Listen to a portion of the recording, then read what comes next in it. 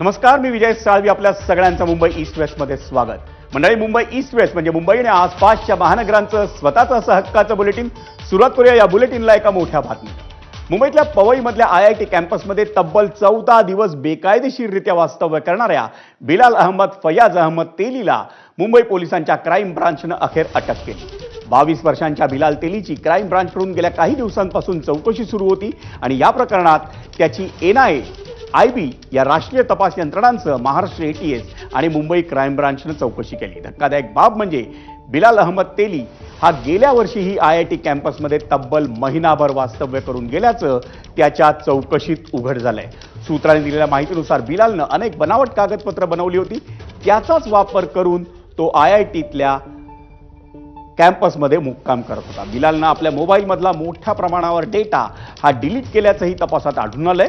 तो पुन्हा मिळवण्यासाठी क्राईम ब्रांचनं बिलालचा मोबाईल सायबर सेलकडे पाठवलाय.